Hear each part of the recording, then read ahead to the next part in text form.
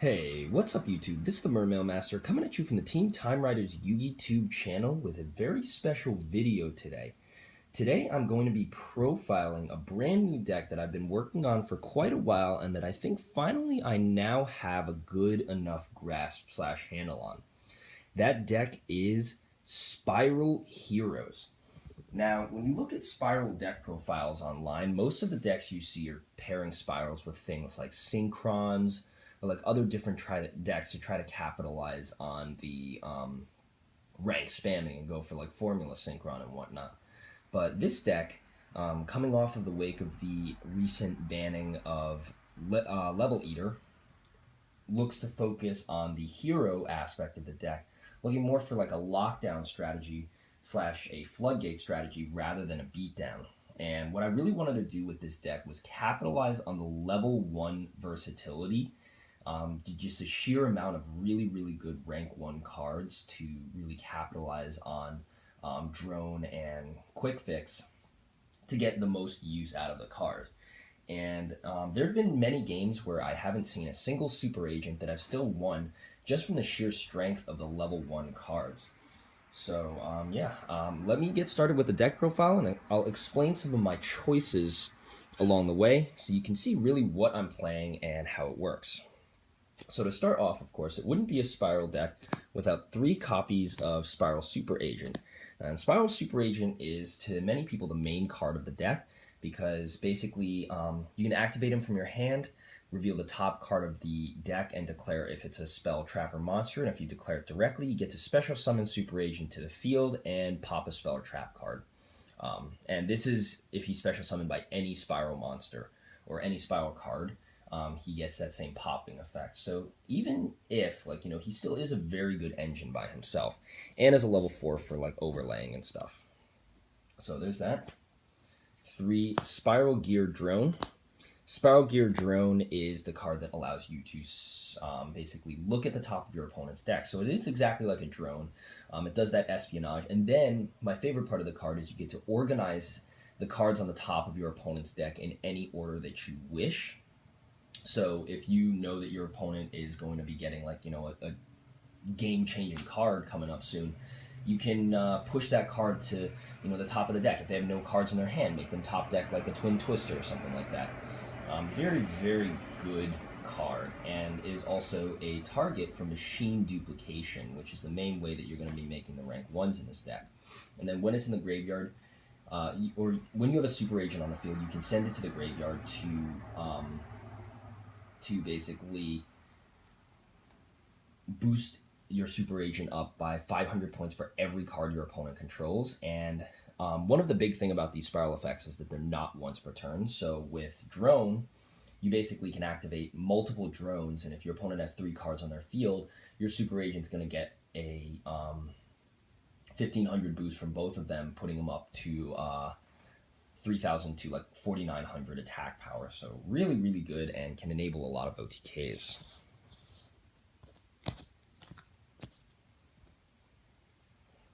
Three copies of Spyral Quick Fix. I think this has to be my favorite Spyral monster in the whole deck due to his ability when he is normal or special summon. It's a non-once per turn ability to be able to search a Spiral Gear card from your deck to your hand. So that's a Spiral Gear Drone, or the revealed Spiral Gear Big Red.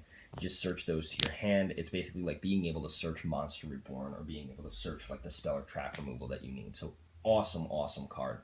And then when he's in the graveyard, you can discard 1 card from your hand to the graveyard and special summon him to the field. So if you got a Shadow Mist in your hand that you need to discard, you trigger the Shadow Mist, search a Bubble Man, special summon Quick Fix from the graveyard, search whatever you need, special a super agent. It just stacks very quickly and is honestly one of my favorite cards in this whole deck. Now for the hero engine, we have only 2 copies of Shadow Mist and 2 copies of Bubble Man. Wanted to keep the hero engine as sparse as possible to avoid possible clogging in hand. You do want to get those Bubble Man plays off. Shadow Mist can be searched in a variety of ways, either by using your A Hero Lives or by using your Reinforcements of the Army. you're able to get Shadow Mist to your hand or onto your field very, very easily and be able to go for those Dark Law plays. So yeah, only 2 Shadow Mist I felt was necessary, as well as the 2 Bubble Man. You see them when you want to, not when you don't. And that's it for the monsters for the deck. I believe that is 13 monsters. Pretty sparse monster count, but made up within the spell or traps. Spells, 3 Hero Lives. First turn Dark Law, first turn Acid, whatever you want. Pretty self-explanatory. Pay half your life points. Very, very good card. And then the next card is 3 Machine Duplication. And actually the Spyrals are machines, so you can capitalize perfectly on Machine Duplication. Get multiple searches off the top of the deck, boost your Spiral Super Agent up to massive numbers, load your graveyard with Spyrals, or just activate this on a quick fix to search a whole bunch of Spiral cards from your deck to your hand and really increase that hand advantage. So Machine Duplication just is like the gateway to so many pluses in this deck, and you absolutely need to run this card at 3 so you can see it in your opening hand along with another level 1 Spiral whenever you want. Next is 3 Spyral Big Red. This is the last of the Spyral cards, and this is basically a searchable monster reborn. It's an equip card, but unlike most equip cards that reborn things, as soon as the monster is reborn, the equip card is just equipped to it, and if it dies, nothing happens to the monster. The monster just stays on the field. But Spyral Big Red is great because you just reborn a monster. It can trigger all of the Spyral monsters' effects, which activate when they're normal or special summoned. So, you search the top of your opponent's deck and reorganize it, or you pop a spell or trap with Super Agent, or get a search with your Quick Fix. And if it's in the graveyard with Drone's Effect allows it itself and one other Spyral card to be banished to add a Super Agent back to your hand. Spyral Gear Big Red, which would be useless in the grave otherwise, can count as that other banish. So really good to have that spell or trap, and I'm hoping like more of the Spyral spell and trap card support is as good as Big Red is. Also, non-battle destruction effect, which is pretty good in its own right.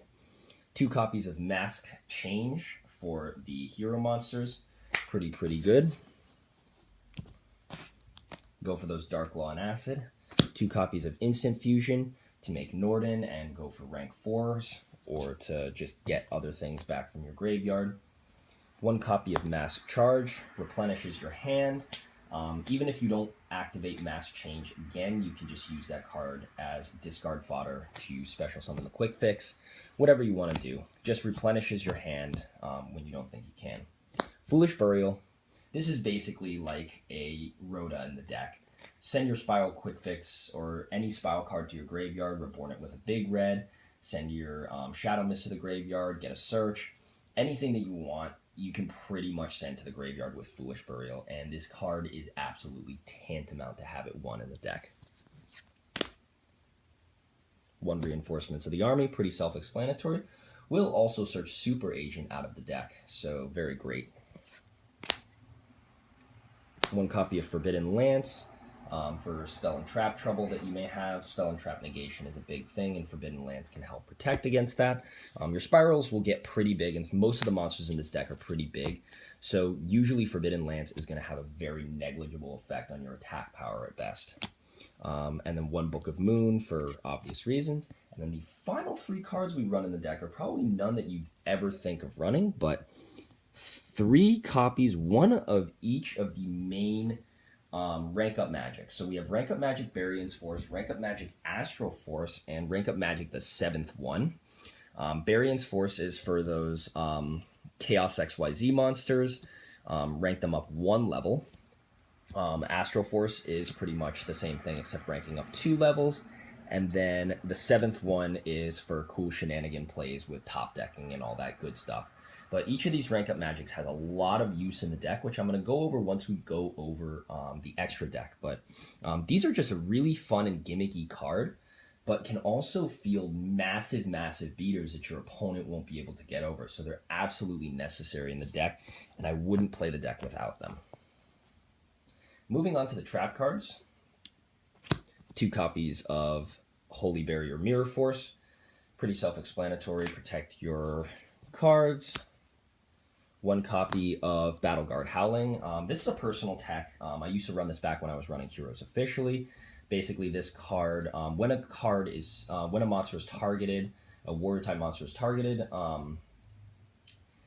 it won't negate the effect, but it will bounce that monster back to your opponent's hand if the monster attacks or is targeted by the card effect. So in some senses, it can stop it, but bounces it back to the hand and inflicts damage equal to the attack power of that monster back to your opponent. So can be a pretty disrupting card, especially since it has several ways that it can trigger, and it's not something your opponent will see coming. So if they're trying to target your Dark Law and get that thing off the field and you Battle Guard howling it, guess what? It's going to be a bad time for your opponent. Bottomless Trap Hole, self-explanatory, very good card. Torrential Tribute, same deal. Solemn Warning, very good card. And then finally, one copy of Vanity's Emptiness. And that's going to round out the main deck. I believe it's 41 cards. So moving on to the extra deck, where I'm going to explain a little bit more of some of the choices that I've decided to make with the deck. To start off is 2 Ghost Trick Dullahan. Dullahan is probably your best rank 1 in the deck. It's the most competitively viable rank 1 and has a detach effect that allows you to have an attack of an opponent's monster on both your and your opponent's turn. And not to mention, when it's destroyed, you can shuffle back 1 Ghost Trick monster in your graveyard back into the deck, which includes itself actually, or get 1 Ghost Trick monster back to your hand, which includes itself, send itself back to the extra deck, and be able to reuse it infinitesimally. 1 copy of Mirror the Starbearer. I went over this in my previous video, but I actually really like this card a lot. It takes 3 level 1s, but any level 4 monsters you control cannot be destroyed by card effects. So basically, it's like it was tailor-made for Spyrals. You just use all your little Spyrals to make a Mirror the Starbearer in defense mode, and then she'll basically protect your super agent from things like Mirror Force or from like other things like that. And whenever she would be destroyed by battle or card effect, you just attach a material from her instead. So, barring any Castell or a big giant drowning Mirror Force, Mirror the Starbearer actually has a lot of staying power and is a very, very good card that you should consider. 1 copy of number 56 Gold Rat. This is in here kind of just for shits and giggles, but it's actually kind of fun. If you have Rank Up Magic, the 7th one, you go into this, draw 1 card, shuffle the 7th one back into the deck in the hopes that you can draw it again. Not really too practical, but a very, very fun card nonetheless, and your opponent will always, freak out if they see Gold Rat summoned. So, another fun thing. 1 copy of number 39 Utopia Roots. This thing can actually get pretty big due to its effect to negate the attack of an XYZ material and gain 500 attack power times the number of stars the thing has. So this can get really big. If you're going for, you have a big giant XYZ monster on the field and you go for the OTK, negate the attack with that, this thing boosts up to 5,000 attack power, and then you just swing for game. And then 1 copy, you usually want to summon this of Utopic Dragon. So Utopic Dragon actually pairs very well with Utopia Roots, and it's thanks to the Barion's Force cards, which I mentioned, the 3 rank up magics in here. Basically, the effect of Utopic Dragon is you can XYZ summon this card by using a Utopia monster on the field and then discarding a rank up card from your hand. So you basically, any 2 level 1s, you summon Utopia Roots, discard a rank up, and all of a sudden you have a 4,000 beater on the field that negates any monster effects that target it. Also can special summon numbers from your graveyard, so that's another cool thing. Great way to use a rank up magic, the 7th one that's just sitting dead in your hand. You just discard it to the graveyard and just get that effect off.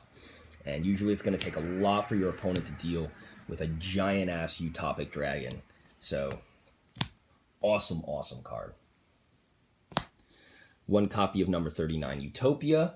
That's pretty much self-explanatory for these cards right here. Number C39 Utopia Ray V, Utopia Ray Victory, and number 39 Utopia Beyond. Utopia is pretty self-explanatory, but you can use Barion's Force, wherever it is, to rank up into either of these 2. This one is kind of like Volcasaurus, blow up an opponent's monster, inflict the attack power. This one is kind of like Primitive Utopia Lightning / Honest card. Another very, very good card. I'm probably going to put Utopia Lightning at some point into this deck. Just haven't gotten around to pulling it out of my Mermail deck yet. So maybe we'll get around to that at some point. And then finally, number 39, Utopia Beyond, can be made with an Astral Force on Utopia.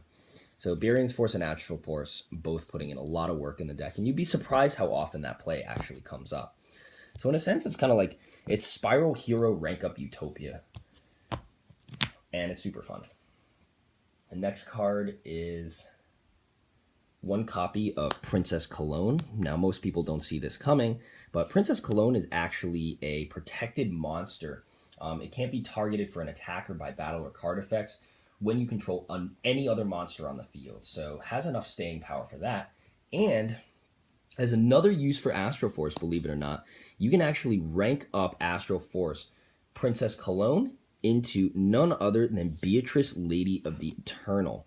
Now, rank up Magic Astral Force, actually, Princess Cologne's actually a light fairy type XYZ monster, so it works perfectly for the rank up play. And Beatrice, Lady of the Eternal, just is like another foolish burial for the deck. And as I explained, everyone knows just how good that is. And then finally, for Rank Up Magic, the 7th one to get a little bit of love in here, we have two cards, I think the least used of the over 100 numbers in the deck, and that is number 102 Star Seraph Sentry and number C102 Arcfiend Seraph. Star Seraph Sentry is never going to be summoned because it requires 3 light monsters, and you don't run any level 4 light monsters in the deck, but summon off of the 7th one and into Arcfiend Seraph. Arcfiend Seraph's effect activates, basically is a 2900 beater, and you can detach an XYZ material when he has Star Seraph Sentry attached, and you can basically negate an opponent's monster and reduce the attack to 0, and then when this guy has its last XYZ material attached, which is always going to be the case, he automatically inflicts 1,500 points of damage to your opponent. So it's a 1,500 point thing, and then usually a 2,900. So that's like 4,400 points of damage on board, which usually you're going to have him coupled with number 99 Utopic Dragon on the field. And that's pretty much going to be game because 4,400 plus 4,000 is 8,000 points of damage on board, which is enough to pretty much kill any opponent besides, like, someone playing like Red Dragon Archfiends or whatever. And then the final 2 cards of the deck are fusion monsters. We have one Mass Hero Darklaw and one Elder Entity Norden.